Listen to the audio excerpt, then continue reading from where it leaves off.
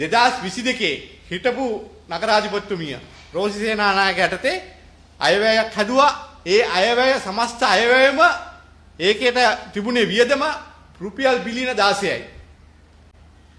හරිද? රුපියල් බිලියන 16ක ආදායමකින් තමයි ඒගොල්ලෝ අයවැය හැදුවේ. හැබැයි වර්තමාන නගරාධිපති යටතේ වර්තමාන ආණ්ඩුව යටතේ රුපියල් බිලියන 28ක් හොයාගෙන මේ කොළඹ ජීවත් වෙන මිනිසුන්ට වැඩ කරන්න තමයි මේ අයවැය හදලා තින්නේ. අපි බලමු මේ අයවැය තුලේ දැන් මේගොල්ලෝ පරාජයටපත් කරන්න මොකද්ද හේතුව කියලා. හරිද? මේකට හේතුවක් තියෙන්න බෑනේ. අපන 2026 අවුරුද්දේ කොට්ටාස නියෝජනය කරන മന്ത്രിවරු 117 දෙනෙක් ඉන්නවා. මේ മന്ത്രിවරු 117 දෙනාට රුපියල් මිලියන 4ක් එහෙම නැත්නම් ලක්ෂ 40ක් තිබිච්ච ඒ වැඩ කරන්න තිබිච්ච මුදල ලක්ෂ 50ක් කරා. ඒකට අකමැතිද? එතකොට අපි අහනවා මේ අයවැය තුල තියෙනවා කොළඹ ජීවත් වෙන දුවදරුවන්ට පොත් සහ ඒ අධ්‍යාපන උපකරණ ලබා දෙන්න. මං අහන ඒකට අකමැතිද?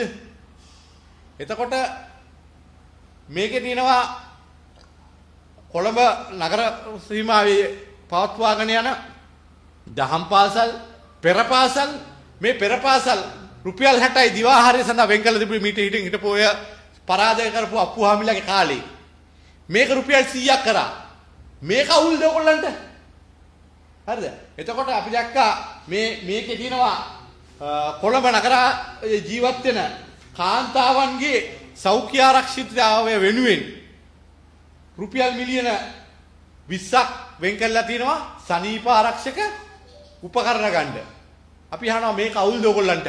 මේ කොළඹ ජීවත් වෙන මිනිසුන්ට ඒ සනීප ආරක්ෂක කාන්තාවන්ට ඒ අහිංසක කාන්තාවන්ට සනීප ආරක්ෂක උපකරණ ලබා ගන්න වවුචරයක් ලබා දෙන එකට විරුද්ධද ඔයගොල්ලෝ? ඕගොල්ලෝ දන්නවා ඇති කොළඹ බහුතරයක් තියෙන්නේ ඒ මහල් නිවාස, පැල්පත්, ඒ පේලි නිවාස මේවා ජීවත් වෙන මිනිස්සු ඉන්නවා. මේ ජීවත් වෙන මිනිසුන්ට ඒ නිවාසියෙක් මිය ගියොත් මේ මිනිසුන්ගේ ඒ දේහය තියාගන්න ඒ ගෙවල් ඉඩ මදි.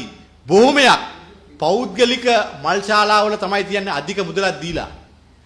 අන්න ඒ මිනිසුන්ට සහනයක් වෙන්න නගර සභාව විශාල මුදලක් වෙන් කරා ඒ පාලර් හදන්න.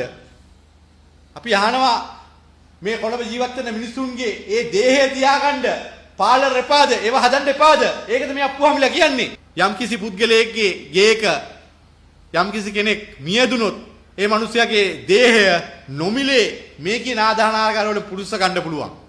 මම හිතන්නේ මිනිසුන්ට මේක සහනයක් නෙවෙයිද?